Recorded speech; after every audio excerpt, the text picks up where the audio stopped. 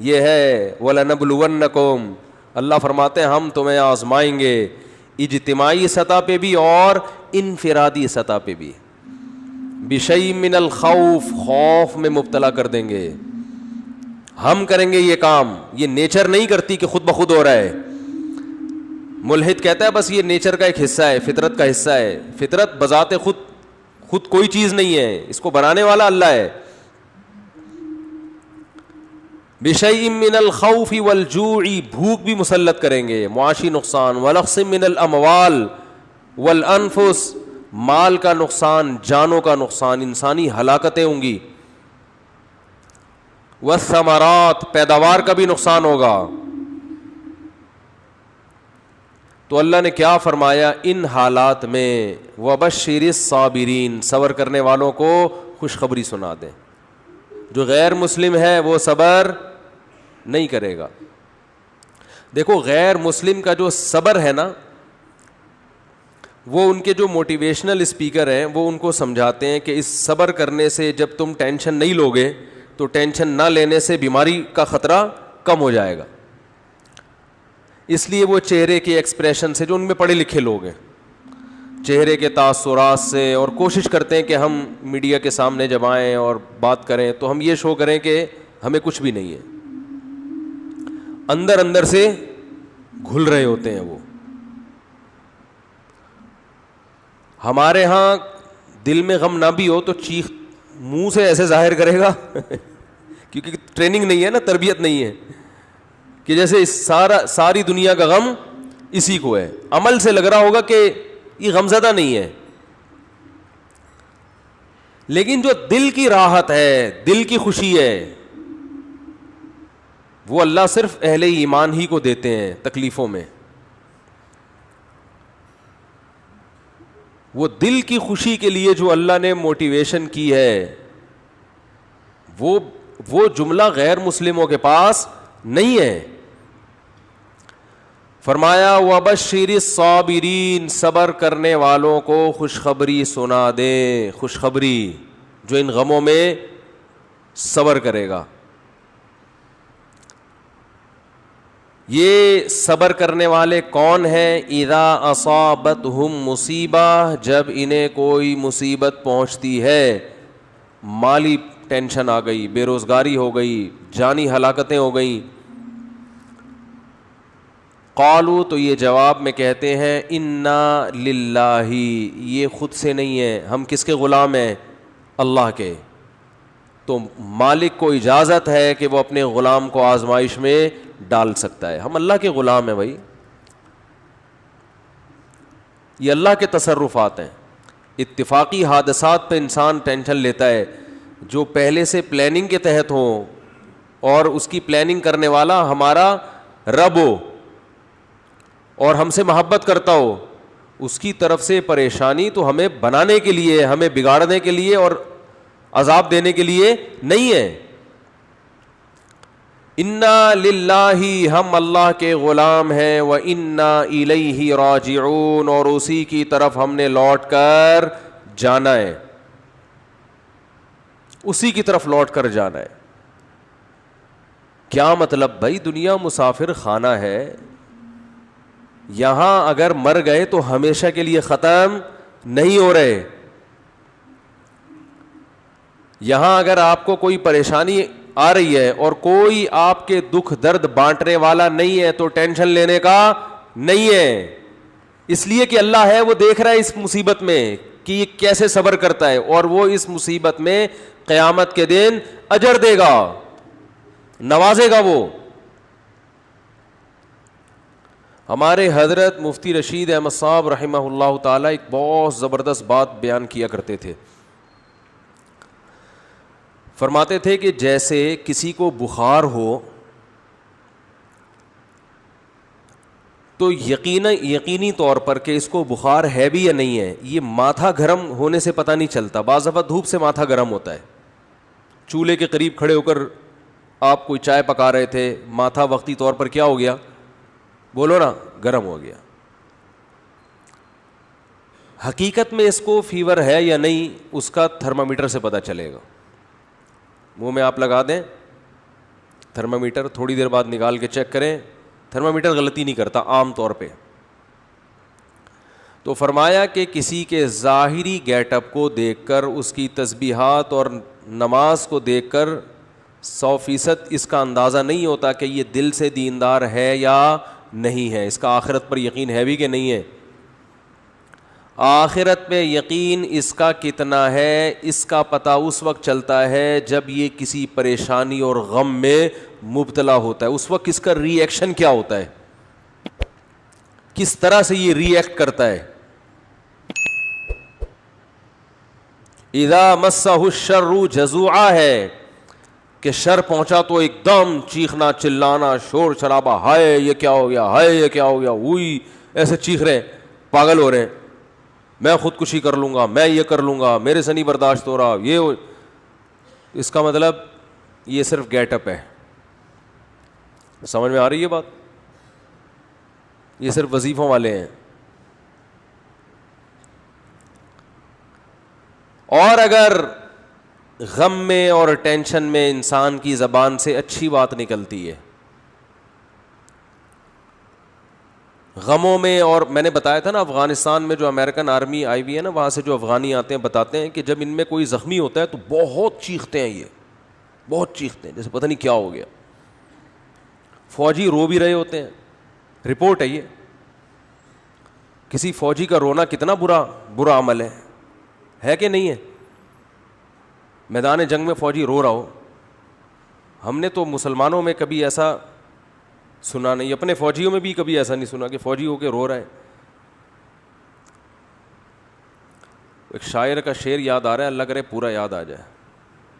سن میری شہادت کا نہ تو ہوش اڑانا, بچہ اپنی ماں کو کہہ رہا ہے میدان جنگ میں جاتے ہوئے. یہ نظم بھی انشاءاللہ میں ریکارڈ کرواؤں گا اخپل طریقے سے.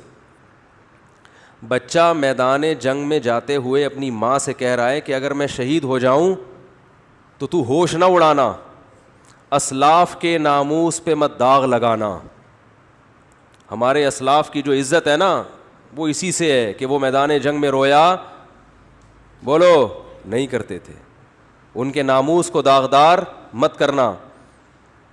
سن میری شہادت کا نہ تو ہوش اڑانا, اسلاف کے ناموس پہ مت داغ لگانا. ہندو نہ کہیں کہہ دے کہ روتے ہیں مسلمان, کہیں کسی ہندو کو یہ کہنے کا موقع نہ مل جائے کہ مسلمان بھی میدان جنگ میں شہید ہو کر ان کی مائیں بھی روتی ہیں.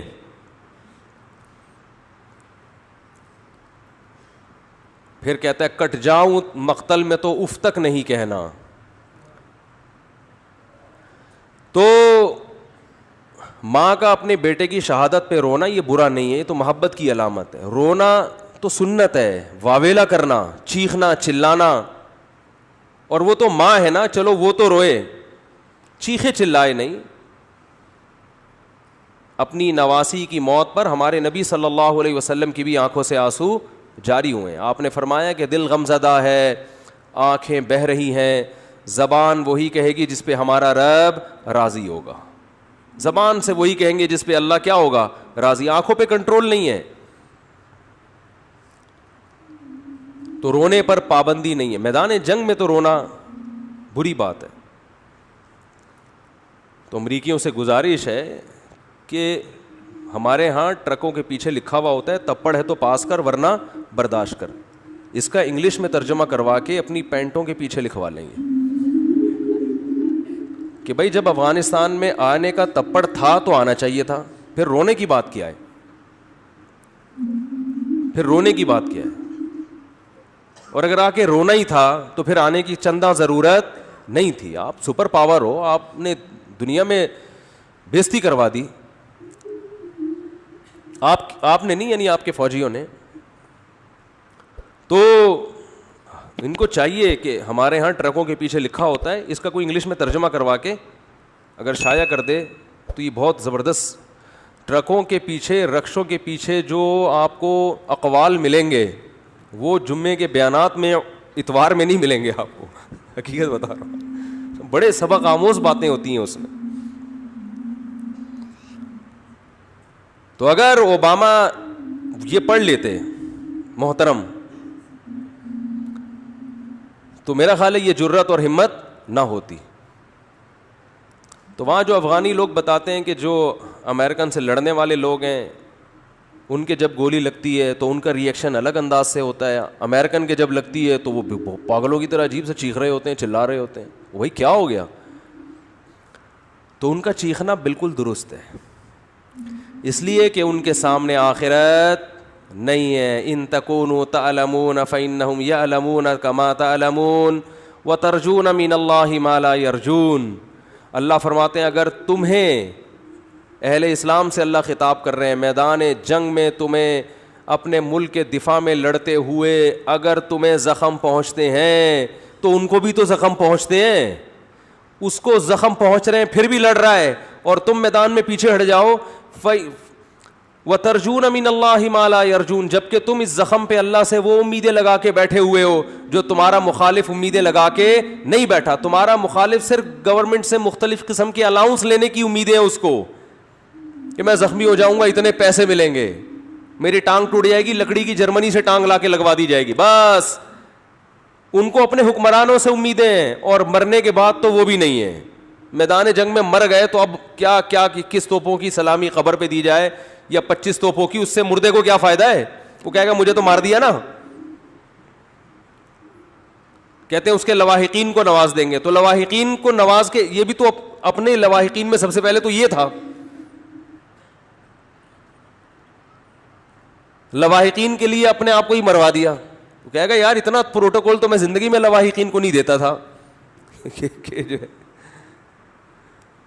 تو یہ مزیداری نہیں ہے, مزیداری ہے ان تکونوا تعلمون فإنهم يعلمون كما تعلمون وترجون من الله ما لا يرجون. خدا کی قسم قرآن کی اس ایک آیت نے ایسا مسلمانوں کو موٹیویٹ کیا ہے اپنے قوم کے لیے, اپنے ملک کے لیے, اپنے مذہب کے لیے لڑنے کا, ایسی آگ بھری ہے.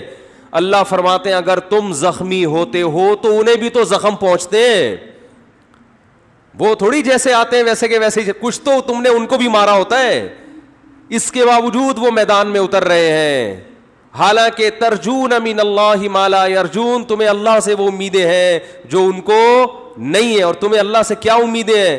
آپ صلی اللہ علیہ وسلم نے فرمایا جس کے میدان جہاد میں زخم لگا, قیامت کے دن وہ زخم بہتا ہوا ہوگا اور اس کے خون کی رنگت خون جیسی اور اس کی خوشبو مشک جیسی ہوگی.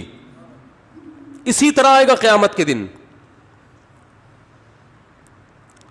شہید کے خون کا قطرہ زمین پہ گرنے سے پہلے اللہ اس کے گناہوں کو معاف کر دیتے ہیں. ہم نے تو شہداء کے خون کی خوشبو اپنی ناک سے سونگھی ہے. اللہ نے تو ہمیں یہ آیتیں اور یہ حدیثیں یہ دنیا میں نظارہ کرا دیا. ہمیں کیسے کوئی لبرل اور ملحد یہ کہہ سکتا ہے کہ یہ حدیثیں معاذ اللہ غلط ہیں؟ ہم نے تو بھائی اپنی ناک سے سونگھی ہے. ابراہیم علیہ السلام نے اللہ سے پوچھا کہ اے اللہ تو مردوں کو زندہ کیسے کرے گا قیامت کے دن, یہ تو بوسیدہ ہڈیاں ہو کے مر کے ختم. تو اللہ نے فرمایا اولم تؤمن, کیا میری باتوں پہ یقین نہیں ہے؟ قال بلا, اللہ کیوں نہیں ہے, تو نے کہہ دیا بس یقین ہے, لیکن ذرا دکھا دے تو اور اطمینان ہو جائے گا. اللہ نے فرمایا خذ اربعۃ من الطیر, 4 پرندے لو, فصرہن الیک, ان کو آوازوں سے مانوس کریں. کسی آواز سے مانوس کر دیا جاتا ہے دوڑتا ہوا آتا ہے. ثم اجعل علی کل جبل منہن جزءا, ان کو ذبح کر کے قیمہ بنا کے ٹکڑے کر کے مکس کر کے چاروں طرف جو پہاڑ ہے نا ان کی پہاڑیوں کے کونوں پہ رکھ, چوٹیوں پہ رکھ دیں. ثم ادعوہن, پھر جس پرندے کو جس آواز سے مانوس کیا ہے وہ آواز نکالیں. یاتینک سعیا, وہ پرندے دوڑتے ہوئے ابراہیم علیہ السلام کی طرف آئے, دوڑتے ہوئے, سارے بوٹیاں اڑ اڑ کے زندہ ہوئے, پورے پر اور پورا پرندہ بنا اور ابراہیم علیہ السلام کی طرف دوڑ رہا ہے. تو جس پیغمبر نے یہ منظر اپنی آنکھوں سے دیکھا ہو, انہیں کبھی کوئی وسوسہ ہوگا اللہ کی باتوں میں کہ میں قیامت کے دن مردوں کو زندہ کروں گا؟ تو بھائی ہم نے تو شہداء کے خون کی خوشبو اپنی ناک سے سونگھی ہے, اور میں نے نہیں, بہتوں نے سونگھی ہے. بہت سو سے آپ تصدیق کروا سکتے ہیں. اس میں ڈرامے بھی ہوتے ہیں, میں مانتا ہوں. آج کل تو جو مر رہا ہے خوشبو آ رہی ہے. تو اس میں جو کرامتیں ہوتی ہیں نا، اس میں جھوٹی خبریں بہت پھیلتی ہیں.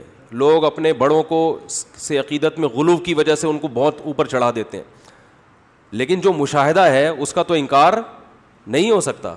ہم نے تو خود مشاہدہ کیا، اور ایک کا نہیں کیا ہے، بہت سو کا کیا ہے. تو وَبَشِّرِ الصَّابِرِينَ، میں عرض کر رہا تھا کہ تھرمامیٹر کیا ہے کہ جب کوئی پریشانی آتی ہے تو کیا کرتے ہیں؟ صبر. جیلوں میں لوگوں کی زندگیاں گزر گئی، صبر کر رہے ہیں، منہ سے ان کی کبھی ناشکری کا لفظ ادا نہیں ہوتا. بھائی اللہ اسی پہ راضی ہے. آج آپ دیکھیں کسی خاتون کے چھوٹے بچے کا انتقال ہو جائے، کیسا چیختی چلاتی ہیں، ایسا روتی پیٹتی ہیں، ایسا ڈپریشن، ایسی اسٹریس. وہی ہے کہ ہر آدمی بس اس دنیا میں پیڑے کھانے میں لگا ہوا ہے کہ سارے مزے اڑانے ہیں، کوئی ٹینشن نہیں ہو. میری دادی کی اللہ مغفرت فرمائے، انہوں نے مجھے بتایا کہ ان کے 8 یا 9 بچے 7 اور 8 سال کی عمر کو پہنچ کے مرے ہیں.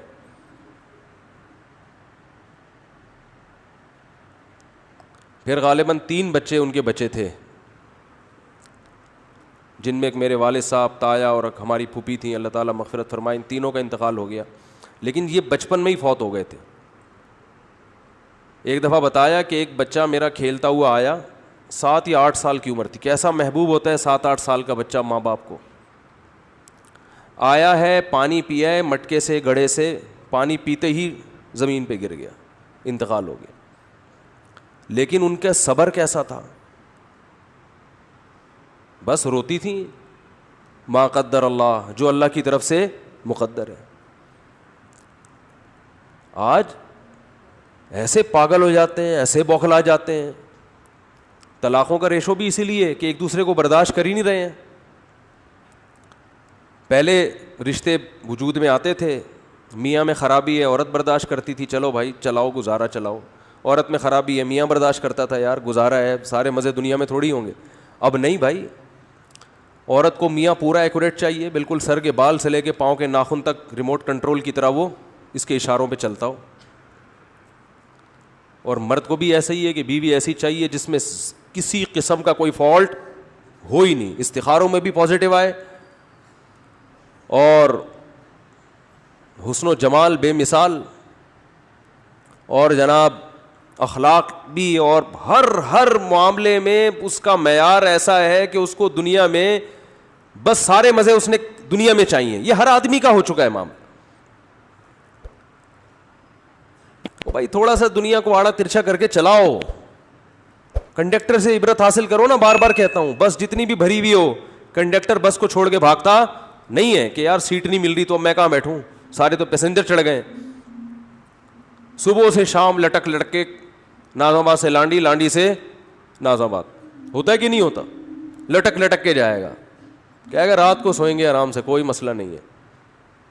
پاؤں رکھنے کی، انگوٹھا رکھنے کی جگہ نہیں ہے، مگر ایک دروازے سے چڑھے گا، سب سے کرایہ لے کے دوسرے سے اتر جائے گا. اسے کبھی ٹینشن ہوئی یار یہ کیا مسئلہ ہے یار، جگہ ہی نہیں ہے، سب لوگ عزت کے ساتھ سفر کر رہے ہیں، اور وہ باس جو ہے وہ تو ڈرائیونگ کی سیٹ پہ بیٹھا ہوا ہے مزے سے. اور میری حالت دیکھو یار، مجھے تو جگہ ہی نہیں مل رہی، جاؤ میں نہیں جا رہا. وہ کہتے کوئی بات نہیں یار، پیسے جب آئیں گے نا جیب میں اتنے سارے تو اڈے پہ رات کو سوئیں گے آرام سے. پھر ان کو نیند بھی ٹائٹ آتی ہے، ان کو جگہ نہ بھی ملے بس کی چھت پہ سو جاتے ہیں، یہ ریڑیوں پہ سو جاتے ہیں. میں نے دیکھے ہیں، جگہ نہیں ملی، ریڑی لگی ہوئی ہے، کوئی پھل والا اپنی ریڑی چھوڑ کر چلا گیا، صبح دوبارہ سے پھل ڈالوں گا، 2-4 گلے سڑے سیب رہ گئے تھے سائڈ پہ لگایا، سو گئے. طبیعت سے سوتے ہیں مزے سے. وہ ٹینشن برداشت کر رہا ہے کہ بھائی پیسہ آ رہا ہے، تو بھائی ہم اور آپ بھی برداشت کر لیں کہ اجر آ رہا ہے اللہ کی طرف سے، ثواب مل رہا ہے، آخرت میں ذخیرہ ہو رہا ہے. رسول اللہ صلی اللہ علیہ وسلم نے ارشاد فرمایا، ان اللہ اذا احب قوما ابتلاہم، اللہ تعالیٰ جب کسی سے محبت کرتے ہیں اسے آزمائش میں ڈال دیتے ہیں. ایسا بھی ہوتا ہے. فمن صبر فلہ الرضا، پھر ان آزمائشوں میں جو صبر کرتا ہے اللہ اس سے راضی ہو جاتا ہے. کہتے آزما لیا،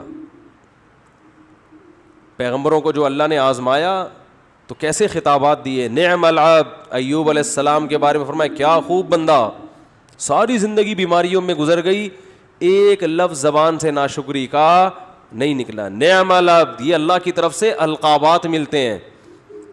جیسے ہم لوگ خطاب دیتے ہیں نا, کسی کو بہادری کا خطاب دے دیا, بہادر خان نام رکھ دیا, کسی کو حکیم الامہ کا نام ہم نے دیا, کسی کو قائد اعظم کا نام دیا, کسی کو مادر ملت کا نام دیا, مختلف قسم کے لقب ہم دیتے ہیں ان کی کارکردگی سے متاثر ہو کر.